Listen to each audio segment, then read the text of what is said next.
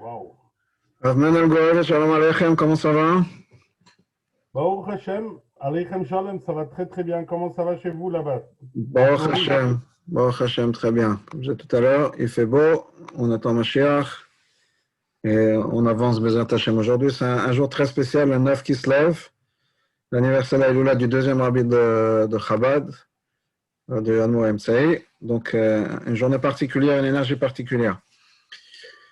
On est dans un mois très particulier On est dans un mois notamment chez particulier. Chabad.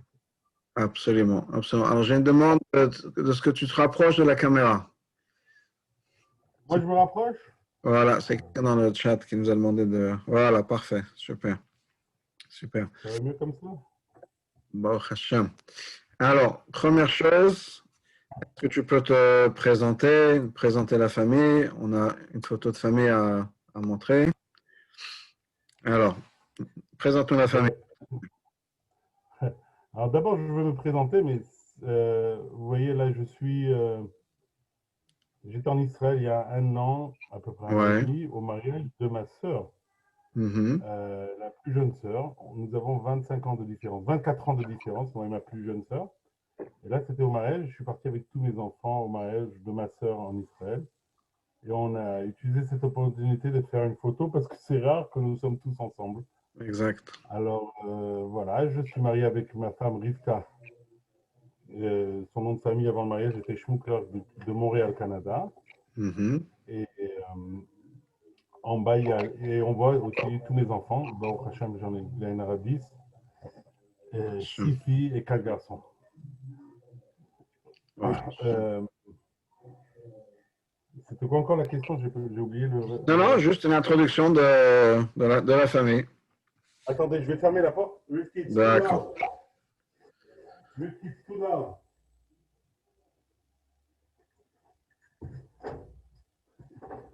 Je suis en train d'écouter sur une autre. Ok, excusez-moi. Voilà. Pas de souci. Pas de souci. Très bien. OK, Baruch Hashem, belle famille. Euh, Alors, juste une question que je demande à tout le monde, mais c'est étant donné que ta femme vient de Montréal, est-ce qu'elle parle français aussi? Alors, ma femme parle français, elle a grandi à Montréal. Non, elle vient d'une maison anglo, on dit à Montréal. Oui. Mais puisqu'elle a étudié dans une école au Québec, et donc elle parle français, elle parle un très bon français d'ailleurs. D'accord. Ouais. Très bien. Mais c'est pas pour ça, c'était pas un des critères pour Non, qu'on c'était se pas un marie. gars. qu'elle parle. OK. Non, c'était pas un critère du tout. D'accord, OK. Très bien.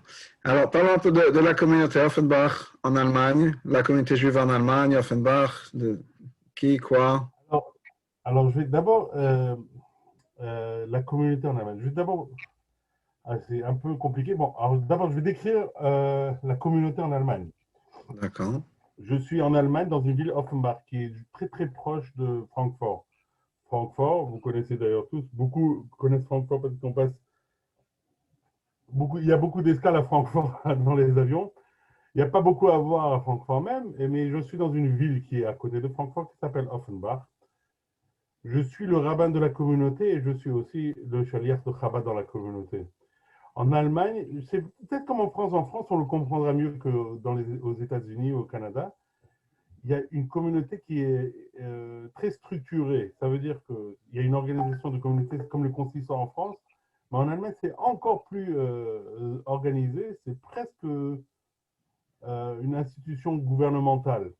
Et je vais vous expliquer pourquoi, mais peut-être plus tard. Mais alors, je suis le rabbin de la communauté de Offenbach, qui est à côté de Francfort. Un membre de communauté chez nous, en Allemagne, ça veut dire que c'est quelqu'un qui paye la taxe de religion. Un religieux, quelqu'un qui appartient à une religion ici en Allemagne, paye une taxe religion. S'il ne veut pas payer la taxe, il doit déclarer qu'il est athéiste.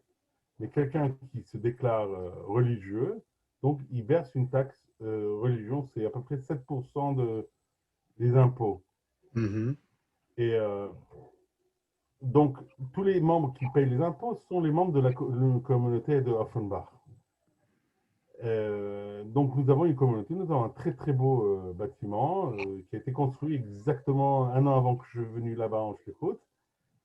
Ça a été construit par la ville parce que ils voulaient en vérité, qu'est-ce qui s'est passé? C'est qu'en Allemagne, oui, en Allemagne, ils voulaient repeupler les Juifs en Allemagne parce qu'ils se sentent mal de ce qu'ils ont fait, ils marchaient même. Ils ont voulu repeupler les Juifs. Alors, comment on va repeupler les Juifs? On va demander aux Juifs en France, il n'y a personne, aucun Juif en France ne voudra venir en Allemagne vivre.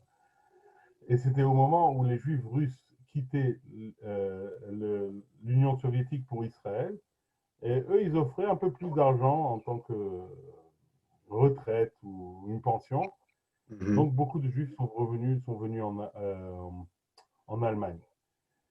Ce qui est un peu, ça me dérange un peu, mais j'expliquerai plus tard, mais je vais expliquer maintenant. Donc, ma communauté est une communauté où il y a beaucoup de Juifs russes qui se sont installés à Offenbach. Malheureusement, il y a beaucoup de Juifs parce qu'il y a eu à peu près 150 000 jusqu'à 200 000 Juifs qui sont venus ici en Allemagne.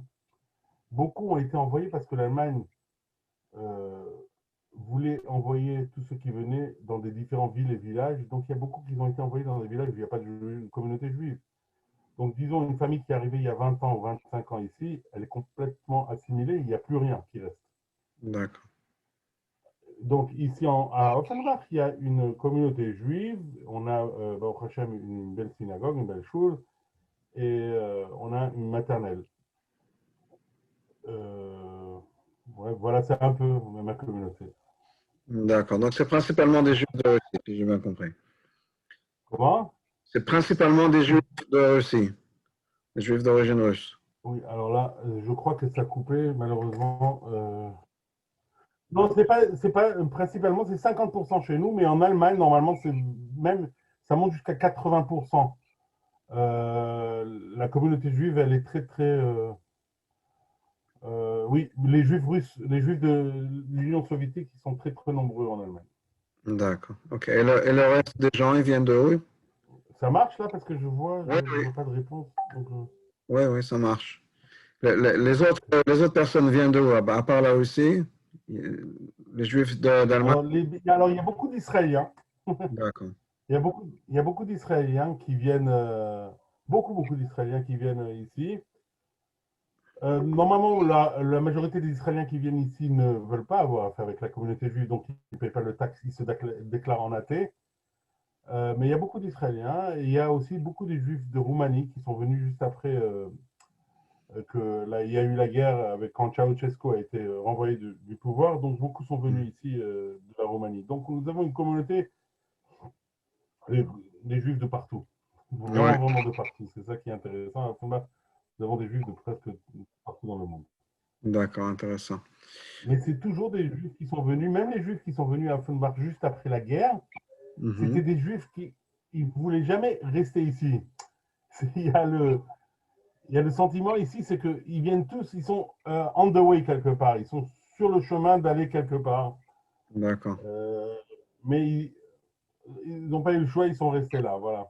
Ils sont un peu bloqués ici. OK, OK. Alors, comment est-ce que tu es arrivé à Offenbach? Alors voilà, alors je vais expliquer parce que c'est une bonne question. Je suis arrivé à Offenbach parce que j'ai un oncle qui est chiliard à Francfort. D'accord. Mon oncle qui s'appelle Zaman, il est chiliard à Francfort et il a entendu que la communauté à côté de Francfort, Offenbach, cherche un rabbin. Et il cherchait un rabbin qui parlait l'allemand, le russe, etc. Donc il m'a tout de suite appelé, il m'a dit, voilà, Mendel, on cherche un rabbin à Offenbach, est-ce que tu veux venir? Et moi, je venais de me marier. Et franchement, j'étais pas intéressé du tout à vivre en Europe ou en Allemagne. Et pour ma femme surtout pas, parce qu'elle était canadienne. Nous, on pensait même, j'ai eu des amis en Californie, on pensait aller faire une écoute en Californie. D'accord. Et mon oncle nous a appelés, alors on lui a dit que ouais, c'est dur, c'est compliqué, mais il a dit on a vraiment besoin de vous.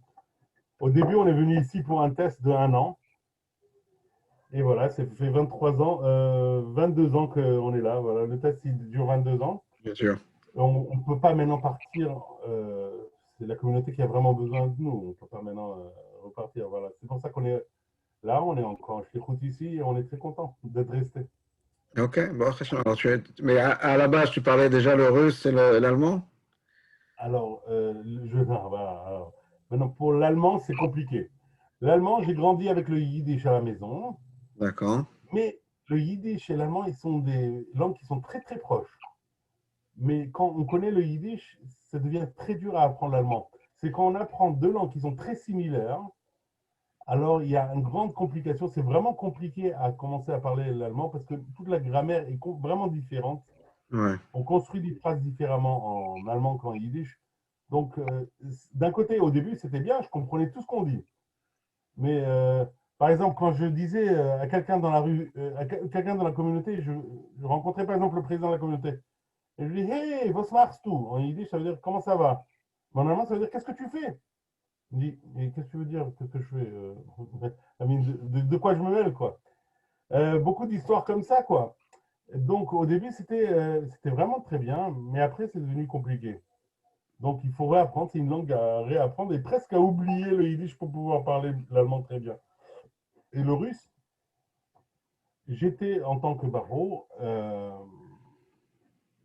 d'abord, mon grand-père, Dubravski, il était dans l'organisation qui s'appelait Hamor. Hamor, je ne sais pas si vous avez entendu parler, Ouais, c'est une ouais. organisation, elle existe jusqu'à aujourd'hui, je crois. Et ils aidaient à l'époque les juifs qui sont de l'Union soviétique.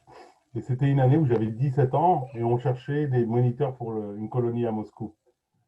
Alors, il m'a demandé si je voulais y aller. Oui, bah, à 17 ans, c'est une chose super d'aller à Moscou. C'était en 94, je crois. En 94, oui. Alors, je suis allé, en 93, excuse-moi. Mhm. Je suis allé là-bas. C'était, on a découvert un tout autre monde, mais puisque j'étais le plus jeune des moniteurs, alors la logique dit que quand le plus jeune des moniteurs, on lui donne le groupe le plus jeune. Ouais. Ouais. C'est logique. Non, pas trop, mais c'était comme ça là-bas. Donc, j'étais 2 mois avec des petits enfants de 6-7 ans qui ne parlaient pas un mot de français, anglais, et moi je ne connaissais pas un mot de russe. Et j'étais obligé à apprendre la langue, donc j'ai appris le russe. Je suis revenu à la yeshiva, j'étudiais à Morristown à cette époque-là, au Ouais. New Jersey. Euh, on me demande de baisser un peu la caméra. Je vais essayer. Voilà, parfait.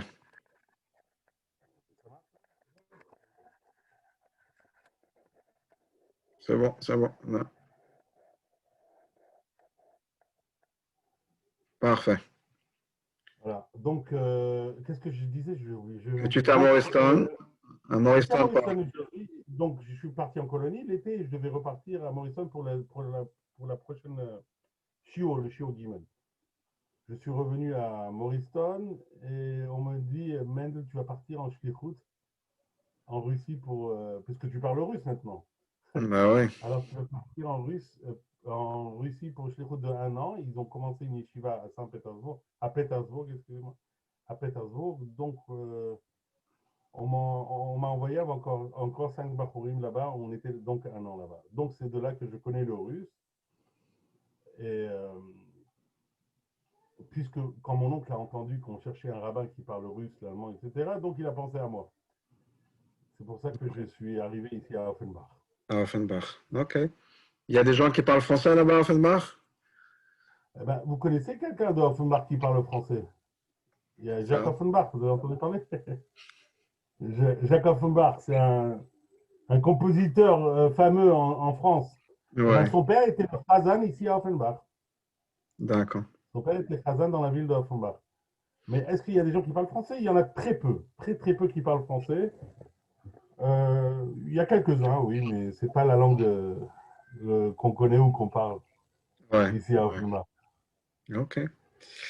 Et alors, au niveau infrastructure juive par rapport à l'éducation des enfants, mikveh, kashrut, comment ça se passe?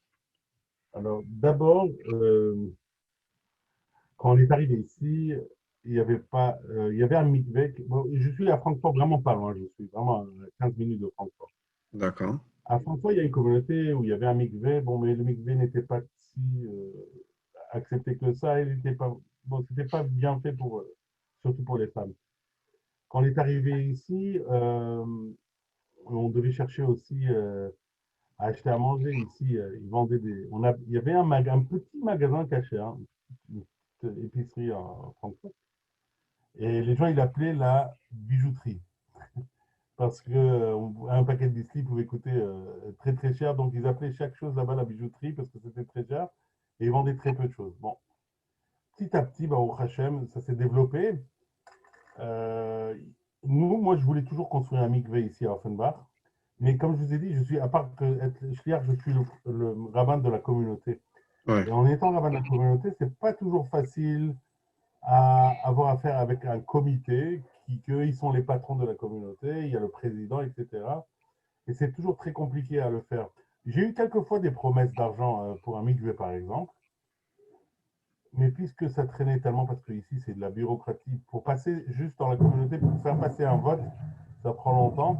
Il y a quelqu'un par exemple qui m'a appelé une fois, il m'a pas appelé, il est venu me rencontrer, il m'a dit voilà de l'argent pour un mikveh. Donc on avait l'argent, mais jusqu'à que j'ai réussi à avoir l'autorisation et je ne l'ai pas eu, il m'a dit bon, l'argent maintenant il faut faire quelque chose avec, il faut faire une mitzvah. Donc j'ai appelé Francfort, le rabbin de Francfort, et je lui ai demandé s'il voulait rénover son mikveh et le rendre cachère. Et c'est comme ça qu'on a pris tout l'argent qui devait venir à Offenbach et on a fait rénover le mikvé de Francfort. Mais pour l'instant, j'ai eu encore une histoire avec des chassidim de Satmar qui sont venus chez moi. Mais peut-être je vous raconterai plus tard comment ils sont venus. Mais ils m'ont promis aussi. Et pour l'instant, j'attends toujours à pouvoir construire un mikvé chez nous. Au sujet du manger cachère, donc, au Hachem s'est développé. Maintenant, à Francfort, il y a 2 magasins cachères. Ils sont d'accord. petits, mais il y a 2. Et ce que j'ai réussi à faire, j'ai pensé un peu à l'idée américaine. Je suis allé ici dans un des plus grands supermarchés de Francfort qui est très très grand. Bon, quand on parle grand, c'est les mesures européennes, hein, ça n'a aucun rapport avec les États-Unis. Et je suis venu chez le patron, pas le patron, c'est le gérant c'est une chaîne de Ouais. supermarchés. Et je lui ai dit que, vous savez, vous devrez vendre cachère. Il m'a dit oui, mais j'essaie d'avoir des contacts. Bon, j'ai pas eu pour l'instant, je lui ai dit, mais vous savez que vous vendez déjà au moins 100 produits cachers dans votre magasin. Il était très surpris. Donc, je me suis promené là-bas dans le supermarché. Je lui ai montré par exemple, les Kellogg's, le ketchup, des choses comme ça, où il y a la chair en Europe. Il était très surpris. Il m'a dit, mais les gens, ils ne savent pas. Donc, on a commencé à mettre sur les étagères où il y a un produit cachère, on a mis un label cachère. Petit à petit, on a développé cet endroit. Lui, il a commencé à vendre de la viande cachère, du poulet cachère. Et ça marchait très, très bien au Hachem. D'accord. Alors, voilà l'infrastructure. Maintenant, au sujet des écoles. Alors, quand je voulais dire, qu'est-ce que je voulais dire? Avant, quand on allait au Mikvé, on voyageait à Strasbourg pour aller au Mikvé. Strasbourg, c'est à 2 heures, 2 heures de chez nous, c'est à 230 km. On allait jusqu'à Strasbourg et là-bas, on achetait aussi cachère. Donc, c'était l'endroit où on allait cacher, où on a acheté la viande, le lait, etc. Mhm.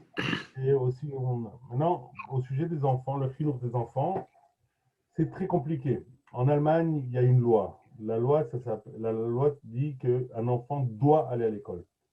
Online schooling, comme en Amérique, ou je crois que même en France, c'est interdit en Allemagne. Donc un enfant doit aller à l'école. Dans la communauté de Francfort, il y a une école juive, elle n'est pas religieuse, mais c'est une école juive. Ils nous ont dit, à la réunion au début de cette année, par exemple, ils nous ont dit, nous avons fait beaucoup de sacrifices. À partir de maintenant, nous allons enseigner 3 heures de judaïsme par semaine. Donc, D'accord. ils donnent beaucoup, quoi.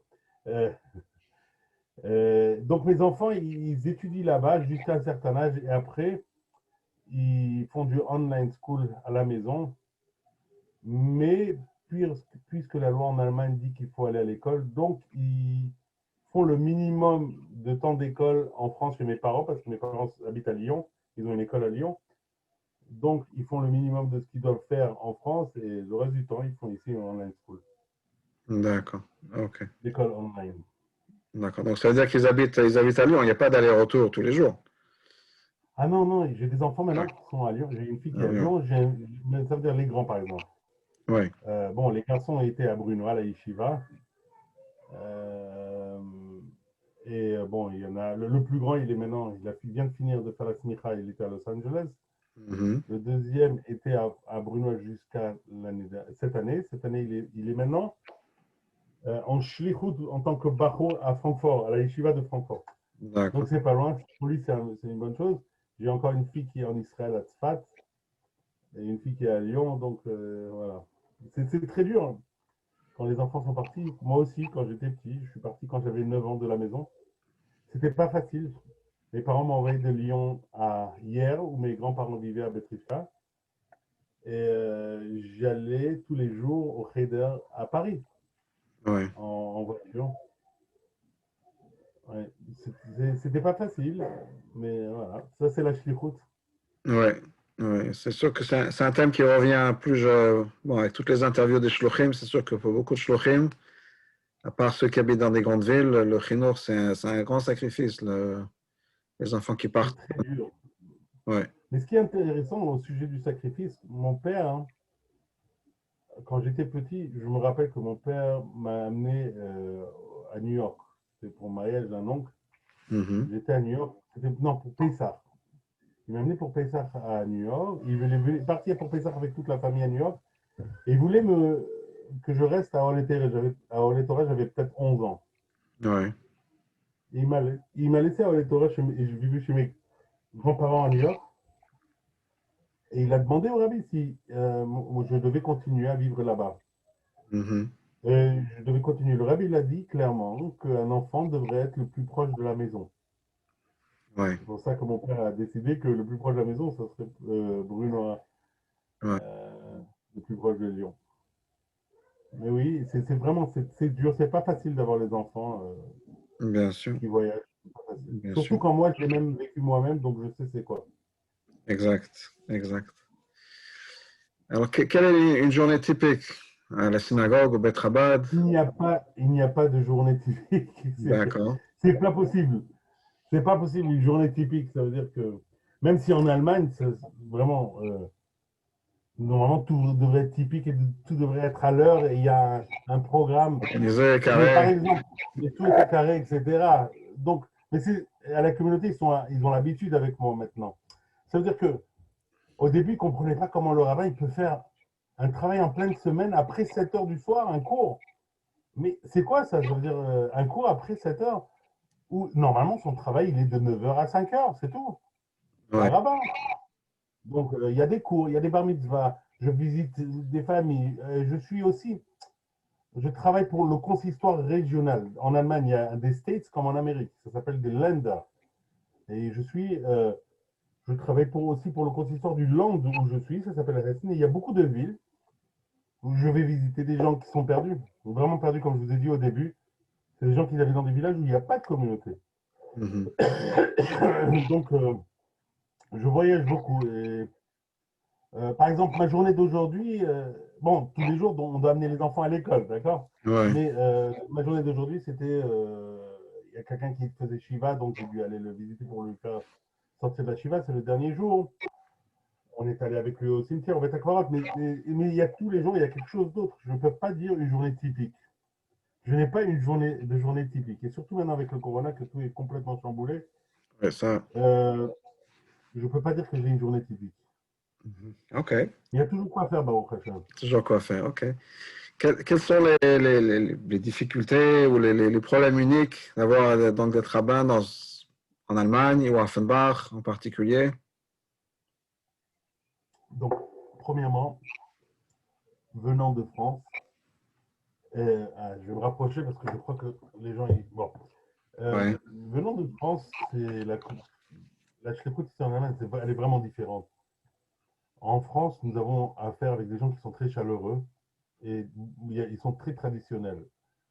Ici en Allemagne, le but d'un juif, par exemple, qui vient de Russie, c'est de s'intégrer complètement et de s'assimiler vraiment complètement ici à la culture allemande, etc., et s'intégrer complètement dans la vie allemande. Et il ne veut pas être reconnu en tant que juif. Beaucoup ne veulent pas être reconnus en tant que juif. Donc là, c'est premièrement une difficulté. Moi, j'ai une difficulté personnelle, pas comme d'autres shluchim ici, c'est qu'à part être un chalier, je suis le rabbin de la communauté, et tout ce que je dois faire doit passer par un comité, etc. Donc il y a beaucoup de challenges, je ne sais plus comment dire en français, il y a beaucoup de problèmes là. il y avait le problème du kasher. Jusqu'à aujourd'hui, c'est pas facile à manger kasher ici. Jusqu'à aujourd'hui, voilà, il y a le problème de la loi de l'école. Nous, on essaie de faire maintenant une école. Ouais. On essaie de faire une école, mais c'est très dur, c'est pas facile. C'est pas facile. Euh, euh, Mes enfants, à l'époque, ils disaient que on parlait de Mashiach quand je dis que les petits. Ils me disent, papa, le Mashiach, c'est à Yerushalayim. Je dis pourquoi? Il me dit parce que là-bas, on peut acheter les glaces dans le magasin. Alors, alors pour lui, c'était Mashiach. Ouais. Il m'expliquait pourquoi c'est super, quand Mashiach va venir, voilà, on aura des glaces qu'on pourra acheter dans le magasin. Mais ici, il y a très peu, c'est-à-dire une infrastructure juive est très, il y a le minimum, mais on essaie de faire, on essaie de travailler. Ouais. C'est pas facile. Ouais. Ouais. Alors, avec les difficultés, pourquoi partir en shlichut? Quelle est l'inspiration de la shlichut? Voilà. Alors, premièrement, pourquoi partir en shlichut? C'est parce que on sait qu'on fait la mission et on fait ce que le rabbin nous a demandé de faire. Si on sait qu'on peut aider un autre juif, il faudrait le faire parce qu'en donnant, on s'améliore soi-même. Donc, pourquoi aller en shlichut? C'est pour, premièrement, être mekarev chaque personne qu'on peut et pour pouvoir rapprocher la Géoula. Si on arrive à être mekarev beaucoup de juifs, la Géoula viendra et on ne sait pas quel juif peut amener la Géoula. Mhm. Moi, de toute façon, moi j'ai grandi en shlichut, donc pour moi, c'est pas quelque chose que. C'est même pas une question à se poser, quoi. C'était quelque chose, Ouais. je vois, qui est venu. Même si quelquefois, dans ma jeunesse, en tant que parent, je me suis presque promis que je n'irais pas en shlichut en voyant la difficulté que mes parents ils avaient en étant shlichut. Mais c'était quelque chose de naturel pour moi. C'était quelque chose de vraiment naturel pour moi et pour ma femme aussi. Aujourd'hui, je comprends que c'est beaucoup plus difficile de partir en shlichut. C'est pas aussi facile qu'à l'époque. Je veux dire pourquoi? Parce qu'aujourd'hui, presque, Baruch Hashem, presque partout dans le monde, le globe, il y a des shluchim. Donc, pour pouvoir trouver un endroit où on a besoin de shluchim, c'est compliqué. Mhm. Et ce n'est pas facile comme à l'époque. À l'époque, partant en shlichut, c'était déjà quelque chose qu'on. Waouh! Maintenant, c'est quelque chose de tellement normal que. Voilà. Il y a pas de... Alors, comment rester motivé avec les difficultés? Le plus qu'il y a des difficultés, le plus je comprends que moi et ma femme, c'est ce qu'on se dit tous les soirs. Le plus qu'il y a des difficultés, le plus qu'on comprend que c'est les clipotes et que c'est le koach, c'est des choses qu'ils essayent de nous décourager, donc on comprend qu'on fait quelque chose de bien.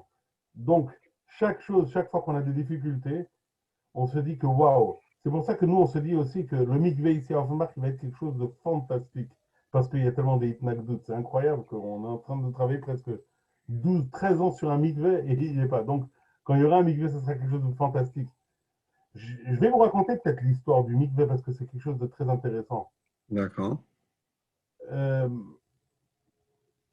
il y a eu des juifs Satma qui sont venus à Offenbach. Pourquoi? Moi-même, je me pose la question comment ils sont arrivés chez moi dans ma synagogue.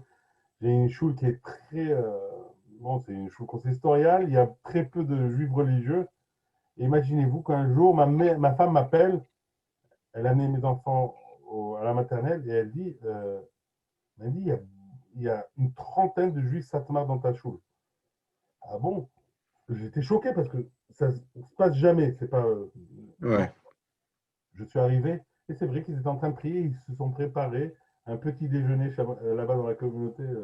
Ils ont tout amené d'Anvers, donc ils sont préparés quelque chose. J'ai compris qu'ils étaient en route pour un des tzadikim en Hongrie et ils sont arrêtés à un truc et ils sont venus à Offenbach parce que quelqu'un m'en a parlé un an auparavant que peut-être qu'il y avait un D'accord. groupe et j'ai complètement oublié. Bon, mais qu'est-ce qui s'est passé? C'est qu'ils étaient là-bas. Premièrement, pour moi, c'était, je sais pas, j'étais un rêve de voir tellement de juifs religieux à Offenbach, ça se voit pas. Et à la fin de la fila, ils sont en train de manger le petit déjeuner, ils me demandent raconte.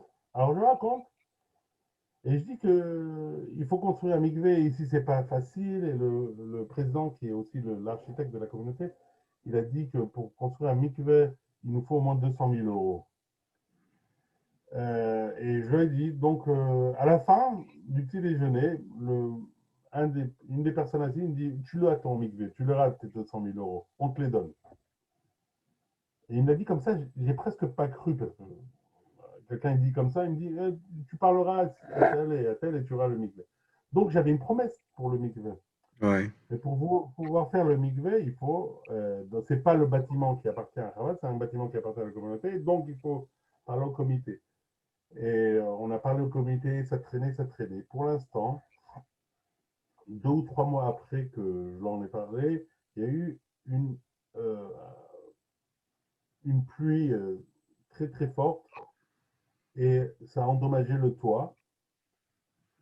Et puisque la communauté n'avait pas d'assurance, donc le dommage était de 200 000 euros. Et moi, je suis venu vers le comité, je leur ai dit, regardez, une des premières choses qu'on fait quand on construit un mikvé, c'est qu'on va sur le toit. C'est-à-dire, une des premières choses, c'est pour pouvoir savoir comment on peut amener l'eau de pluie vers le mikvé. Donc, nous, on aurait remarqué déjà qu'il y a des problèmes sur le toit. Donc, on aurait économisé des 200 000 euros et en plus, on aurait eu un mikvé. Ça n'a pas plu. Quand je leur ai dit que c'est un siman OK. de la chaîne, ils n'ont pas aimé ça. Et voilà, on est en train de prier et demander à la chaîne qui nous aide pour pouvoir construire ce mikvé le plus rapidement possible. OK. Bon, Bezrat Hashem, que ça se passe rapidement. Donc, l'histoire du mikveh. OK. OK. Est-ce que tu arrives avec les difficultés, etc.? Est-ce qu'il y a des moments de doute? Tout le temps. Tout le temps. OK. Tout le temps. Tout le temps, il y a des doutes. Et comment est-ce qu'on Mais tout ça, ça vient du Yetzer Hara. Je ne vais pas vous dire de nom, mais j'ai vu une vidéo d'une shloucha qui est très proche de moi, que quand elle passait au dollar chez le Rebbe, elle devait rentrer en shlichut, et elle passait et elle pleurait. Et quand le Rebbe il l'a vu au dollar, et elle a dit au Rebbe, je rentre, je dois rentrer dans mon pays pour aller en shlichut, le Rebbe a dit, pourquoi tu pleures? Pleurer, ça vient du Yetzer Hara. Ça veut dire que tout le temps, on se met en doute et on sait que ça vient du Yetzer Hara. Et c'est un combat qu'on a pour toujours. On n'a pas réussi encore, comme dans le Tanya, à complètement transformer notre Yetzer Hara. Et le Yetzer Hara, il vient et toujours, il nous met des doutes. Toujours, on a toujours des doutes et pour nous, c'est toujours une bataille. On doit batailler tous les jours et on doit se dire que c'est normal, c'est quelque chose de normal. Et je dis que les difficultés, c'est ce qu'on se dit tout le temps avec ma femme, que les difficultés viennent parce que ça va nous renforcer. En anglais, on dit What doesn't kill you makes you better. Comment on dit? J'ai oublié déjà. Ouais, makes you stronger. Makes you stronger. Voilà. Ouais. Alors, voilà. Mais c'est vrai qu'on a beaucoup de difficultés, on a toujours des problèmes. Mais c'est une bonne chose. Ça veut dire qu'on est encore là et on est encore en vie. Baruch Hashem. OK. Continue. Tu m'as envoyé quelques photos de Peulot. Alors, on va regarder ce que tu as. Tu vas nous expliquer un peu de quoi il s'agit. Ah, ok.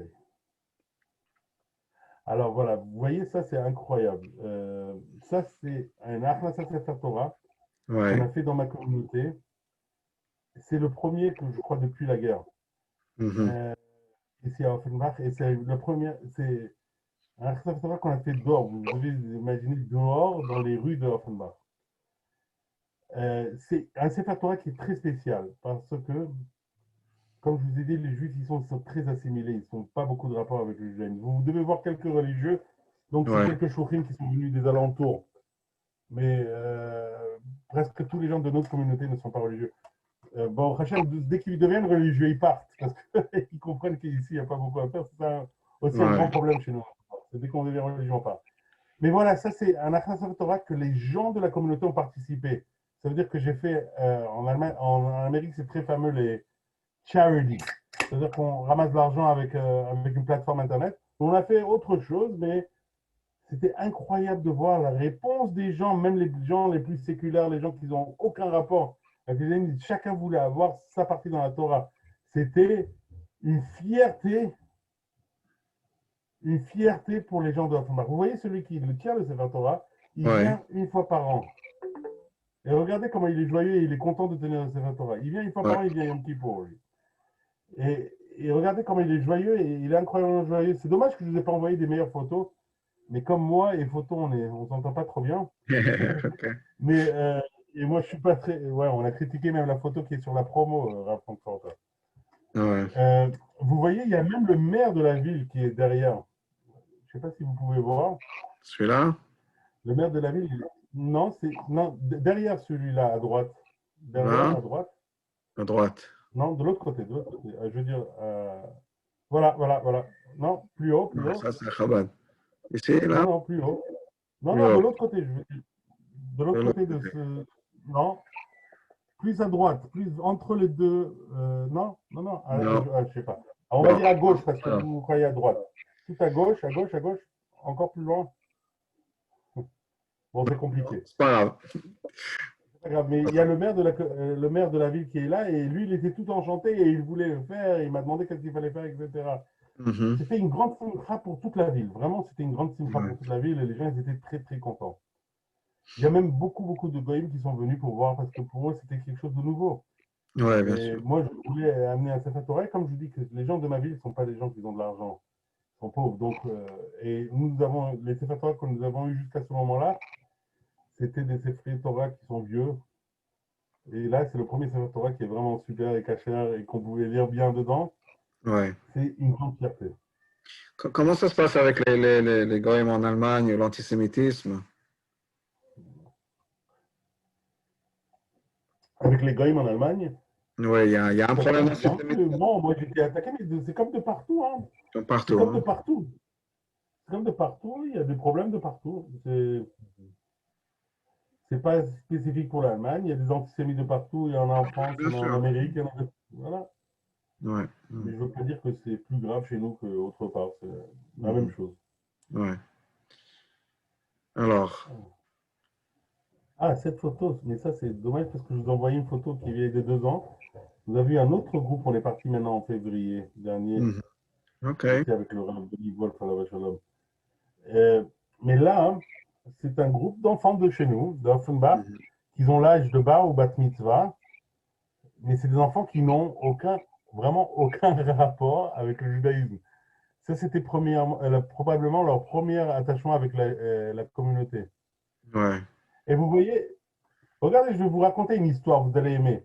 Il y a un enfant qui est plus haut que tous les autres. Vous voyez, il s'appelle Alexandre Kreisberg. Vous voyez là, Là? celui-là. Ouais. Alexandre Kreisberg. Alors, euh, c'est une histoire incroyable.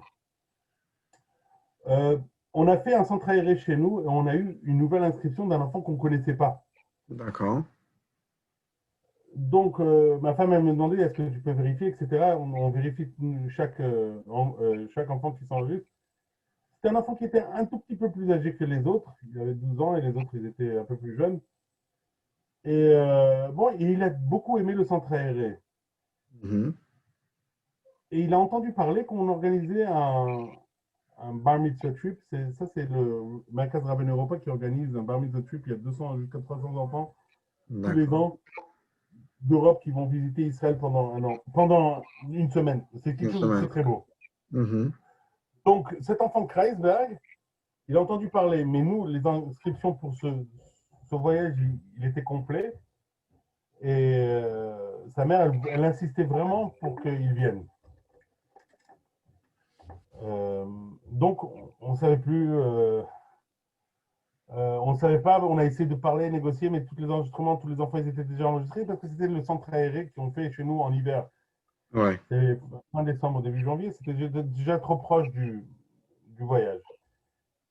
Qu'est-ce qui se passe le deuxième jour du centre aéré, je reçois un appel d'un des parents qui annule, son fils ne pouvait plus voyager. Mhm. Alors j'appelle la mère d'Alexandre et je dis voilà, c'est possible que votre fils peut venir. Elle me dit ah oui, c'est incroyable, etc. Et on l'enregistre pour le voyage. D'accord. Et le même jour, dans le centre aéré, nous avons fait un projet de Jewish birthday, l'anniversaire juif, savoir sa date juive. Mhm. On a calculé avec tous les enfants, on leur a donné des diplômes. Quand j'ai regardé la date de cet enfant, son anniversaire, c'était le jour où on arrivait en Israël. Wow. Incroyable, hein. Alors, on lui a fait sa bar mitzvah quand on a atterri en Israël. C'était vraiment un bar mitzvah trip avec un bar mitzvah. On lui a fait sa bar mitzvah là-bas. C'était incroyable. Wow, Incroyable. Vraiment une histoire incroyable. Baruch Hashem. Super. Qu'est-ce qu'on a d'autre? Alors, ça, c'est d'être quoi du l'écart, c'est quoi? Ah ouais, ça c'est le Lakar. Ok. Alors, j'ai vu, on m'a, comment, chez nous c'est devenu presque, non, même une tradition qu'il y a des gens qui viennent chez moi à la communauté pour demander du Lakar pour la nouvelle, pour Mhm. Rosh Hashanah et aussi avant. Et voilà, ça c'est une des personnes qui venait me Qui est demander du venu. Lakar. Ok. J'aurais dû mieux choisir les photos, franchement. Mais bon. Ok. Bon. Ah là, ça c'est mon fils qui fait Mifsaïm. On fait une fête de Hanouka avec les enfants et les parents et tout ça. Et c'est mon fils qui est en train de faire le Mifsa de Lulav et dans les Dminim avec les gens qui venaient dans la communauté. Mhm. C'est quoi, Shana Rabbah? Ça c'était Oshana Rabba. Voilà, ça c'est Oshana. Ça c'est le Ok. minyan de Oshana Rabba. Ah, Au lieu qu'on tapait par terre, voilà, c'est un peu Offenbach. On dit la ah. darka en français. D'accord. Ok. Ça, c'est Khalabé qui s'est transformé en Osne Aman Bake, en oreille d'Aman Bake, Mhm. à la communauté. Oui, c'est une des poules que ma femme fait. Super. Ça marche très, très bien d'ailleurs. Ça Ça, marche très, très bien. Shiur, Tu Ça, B'Shvat. c'était un chiot pour Toubishvat, ouais. C'était un chiot qu'on Ouais. avait fait pour Toubishvat. Hop. On a essayé d'amener tous les Shiva minimes, je crois qu'ils sont tous là. Voilà, ça c'est Oshana Rabba. Encore, je ne sais pas pourquoi il y a tellement de photos d'Oshana Rabba, mais ça doit être Ok. Ça doit être pour him. ça, c'est Oshana Rabba. Et ça c'est Purim, c'est mes enfants, encore une fois. Ok. C'était Purim juste avant le Corona. Ouais. Ouais. Et je crois que c'était au moment du Corona, vraiment. On venait de revenir, moi, d'Israël avec le Bar Mitzvah Trip. Mhm. Et je crois que c'était la dernière fois qu'on avait rencontré toute notre communauté. Après, il y a eu le confinement chez nous. Et plus personne Ouais. ne revenait à la choule. Ouais. Ça, c'est pour him. Voilà. Ça, c'est le rabat de la communauté. Mhm. Ouais, c'est pour him. Pour beaucoup, c'était la dernière fête. Après, ça y est. Le monde s'est arrêté. C'est vraiment la dernière chose. Ouais. Quel est le rôle de la shlucha à Offenbach? Comment ça se passe? Elle fait plus que le chliar, ça c'est sûr. Ok. Mais le rôle de la shlucha, c'est incroyable, son rôle. Chez elle, c'est 24 heures sur 24. Pourquoi? Parce que, premièrement, elle est à la maison, elle est avec tous les enfants et elle s'en occupe quand le mari n'est pas là. Et elle est complètement dans la shlichut, et je crois encore plus que moi. Moi, j'ai des obligations ici en tant que rabbin du consistoire, que des fois, ils n'ont pas beaucoup de rapport avec la shlichut. Par exemple, des réunions interreligieuses, je ne sais plus comment on dit ça en français, Ouais. les autres. Il y a beaucoup de choses comme ça qui n'ont pas beaucoup de rapport vraiment avec un shliach, mais je dois faire. Et ma femme, ce qu'elle fait, c'est tout shlichut et vraiment, elle fait un travail incroyable. C'est elle qui organise toutes les fêtes, c'est elle qui a les meilleures idées pour les fêtes, pour Purim, Hanouka, pour toutes les choses. Mhm. On essaie de faire pour toutes les semaines avoir une certaine communication avec les enfants de la communauté. Tout Ouais. ça, c'est ma femme qui fait. Euh, ouais, moi, je suis là, je vois et je prends beaucoup de marques, c'est tout. Mais Ok. elle fait beaucoup, elle travaille très très dur. Mhm. Elle travaille très dur. Mais on travaille dur parce qu'on sait qu'il y aura des périodes un jour. Et même si chez nous, on voit les pérotes, mais ils se sauvent, ils partent d'Offenbach parce que ça ne les intéresse pas trop de vivre ici une fois qu'on devient religieux. Donc, Ouais. c'est pas facile. Imaginez-vous une shlichut où vous savez que vous travaillez avec une famille et que la famille va partir. Ouais, c'est sûr. C'est-à-dire que si vous avez bien fait votre travail, ils vont partir. Donc, la communauté devient plus faible, bien sûr. Voilà, Ouais. ça, c'est Ouais. notre. Ouais, c'est un problème, malheureusement. Qu'est-ce que si tu avais une baguette magique, qu'est-ce que tu ferais avec? Mashiach, Mashiach, ok. il y en a marre de cette galoute, franchement. On ne vit pas Exact. à Offenbach parce qu'on kiffe. Hein. On ne vit pas en shlichut parce que on kiffe. Alors, si j'aurais ma baguette magique, j'aurais fait que ma chère revienne, qu'on puisse manger des glaces à Yerushalayim. Amen. Amen. Qu'est-ce que, qu'est-ce que tu voudrais que les gens comprennent mieux sur Chabad?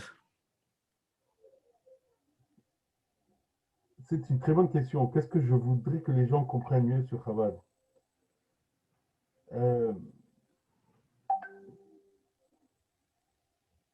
je ne sais pas, je crois pas qu'on a à se défendre. Franchement, D'accord. en tant que Chabad, on ne croit pas à se défendre. Si après, moi, je pense, mais je pense à moi-même ici, hein, je ne parle pas maintenant des Oui, shluchim qui bien sont sûr. jeunes et qui... Je pense à moi-même. Je pense que si après 20 ans, les gens, ils n'ont pas compris, donc il n'y a rien à expliquer, c'est qu'ils se sont fait déjà des idées en tête et qu'ils ne veulent pas s'en débarrasser. Mhm. Parce que ils voient bien le travail de ce que Chabad fait dans le monde entier. Et s'il y a des gens qui peuvent encore critiquer, je ne crois pas qu'on a à se défendre. Je ne crois pas qu'on doit aller et chaque fois essayer de s'expliquer et de se défendre devant des gens. Ah oui, mais Chabad, non. Et Chabad, ah oui, mais vous avez entendu Chabad, il fait. Non, mais nous sommes une organisation Baruch Hashem qui est tellement établie et qui est tellement bien établie. Et que les gens, ils savent très bien ce qu'on fait, notre travail qu'on fait. Et tout ce qu'on se donne, on donne notre lève notre cœur, on donne nos neshama, et il y en a qui, même des chouchim, qui donnent leur vie. Par exemple, mon collègue le shliach ici à Hanovre, à Hannover, en Allemagne, il est Ouais. niftar du Corona, il est mort du Corona. On donne nos vies, on donne tout pour la communauté, et on donne tout pour les autres. Donc, s'il y a des gens encore qui sont là, qui à critiquer Chabad, je n'ai rien à me défendre, et peut-être qu'ils n'ont rien à faire avec nous. Peut-être qu'ils comprendront ça un jour, et je ne vais pas m'expliquer. Ouais. M'expliquer, c'est que j'ai quelque part un complexe. OK. OK. Euh, des espoirs pour la communauté dans les années à venir? Pour ma communauté, donc voilà. Alors, mes espoirs pour la communauté, c'est comme ça. Puisque je veux que ma chère vienne, donc ma communauté sera en Israël. C'est écrit que les choules vont tous venir en Israël. Donc D'accord. j'espère que dans ma choule, il y aura un mikveh, il y aura un cheder, il y aura une école juive. Et c'est ça le plus important. C'est le Ouais. plus important, une éducation juive pour les enfants, une bonne éducation, une vraie éducation juive. Et un mikveh. Et puis peut-être que mon souhait soit que notre betrava ne soit pas trop loin du Beit HaMikdash, comme ça on ne devrait pas marcher longtemps. OK. Mais oui, ça c'est mon espoir pour ma communauté. Et vous savez, mon père me dit toujours, quand tu penses que la shlichut, quand ma chère viendra, quand tu penses que la shlichut viendra et que tu vas partir, le rabbi a dit le contraire. C'est à ce moment-là qu'on va commencer à travailler très très dur. Parce que les gens vont commencer, beaucoup de gens vont être curieux et vont vouloir savoir c'est quoi. Et Mhm. nous serons l'adresse. Donc le travail sera, ça m'a beaucoup plus dur quand ma chère viendra. Ouais. Ouais. Et des espoirs ou des souhaits pour ta famille dans les années à venir? Qu'on reste tous, bon, Imam Sachem, très attachés au rabbi, qu'on soit en bonne santé tous. Mais c'est pas que pour ma famille, c'est pour tout le monde. Je sais pas pourquoi je devrais dire pour ma famille, mais c'est pour tout le Ouais, monde. bien sûr. Pour tout le monde, c'est pour tout le monde qu'on reste attaché, qu'on voit quel dougma chaya, quel exemple il était pour nous le rabbi. Surtout les gens qui ont pu voir le rabbi en live, comme on dit. Euh, qu'on reste toujours attaché, qu'on puisse être tous en bonne santé, notre cher. Qu'on n'ait que des simchot chez nous. Et vraiment, quel est le meilleur espoir qu'on peut avoir si on ne dit pas qu'on voudrait que ma chère vienne? Parce que d'après ce qu'on raconte, quand ma chère viendra, ce sera la solution pour tout. Exact. Alors j'espère vraiment que ma chère viendra pour tout. Mais j'espère que ma famille et tout le monde euh, ait du nachat. Je ne sais même plus comment on dit du nachat en français.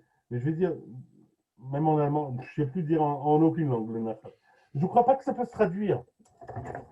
Qu'on ait, non, qu'on ait du nachat de ses enfants et de son épouse ou son époux, mais aussi de soi-même aussi. C'est important. Très important. Et qu'on ait du nachat de soi-même. Ouais. Et qu'il ne faut jamais abandonner. Il faut toujours savoir que s'il y a des difficultés, c'est parce que Hachem comprend qu'on peut travailler encore plus dur. OK. Baruch Hashem. En tout cas, merci beaucoup d'avoir pris le temps. C'est un grand plaisir. Un petit message avant de partir? Un petit message. Euh, regardez, je vais vous dire quelque chose. C'est une petite histoire. Un petit message. quand vous connaissez l'histoire de mon père à Lyon, comment il a obtenu son école? Bon, ça c'est une Je me histoire rappelle drôle, mais avoir lu ça quelque part, ouais, mais je ne me rappelle plus des détails. mais bon, vous devez lire l'histoire de mon père et l'école, parce que le rabbi il a dit à une à mon père à un moment, quand il est parti en shlichut, tu dois savoir que le français, il aime le sourire. Il aime quand on sourit. Oui, Alors, moi, mon message à tout le monde, je leur dis, souriez, tout sera bien. Euh, don't worry, be happy, on dit en anglais, mais il n'y a même pas à avoir peur. Si on sourit, on peut chasser beaucoup, beaucoup de problèmes seulement avec un sourire. Vous imaginez pas ce que le sourire, il peut faire à des gens dans la rue, etc. Il y a eu, voilà, c'est le dernier message que je veux vous dire. Un grand-père qui est venu chez moi me voir, un Roumain, il me dit, vous savez, mon petit-fils, il est à l'école, il a 15 ans, il est dans une école publique. Bon, il nous raconte à personne qu'il est juif, il a très peur. Mais une fois, vous êtes venu à l'école parce que ça fait partie de mon travail, que je vais dans les écoles publiques ici et leur expliquer c'est quoi un juif. Je suis un musée ambulant. Alors, d'accord. c'est quoi le juif? Parce que les Allemands, ils ne s'attendent pas à avoir des juifs pour de vrai. Donc, je Ouais. suis là-bas, je vais dans les écoles. Et le grand-père, il vient, il me dit, mais vous connaissez mon petit-fils? Je lui dis, non, pas du tout. Il dit, oui, mon petit-fils a dit que quand vous l'avez vu à l'école, vous lui avez souri. Et il veut vraiment, et il a commencé à lire. L'enfant, il a mis les tefilines dernièrement. Il est venu une fois en cachette à la communauté parce qu'il a peur que les gens ils le voient qui rentre. Et il a mis Ouais. les tefilines. Vous vous rendez compte que ce qu'un sourire peut faire? Voilà. Alors, keep on smiling. Ok. Très bien. Gardez votre sourire. Un beau message. Merci beaucoup, beaucoup d'Atzlacha. Et Merci. Et chose. à vous aussi. Amen. Quand Merci. est-ce qu'on fait le counter interview avec toi On à va voir. Francfort? Quand j'aurai fini le reste des shluchim, on va voir. OK. Kol Tu tov. pourrais peut-être te faire toi-même ton propre interview. Ouais, peut-être. Ok. Au revoir. Kol tov, Atzlacha. Call to. Kol tov. Merci. Ok,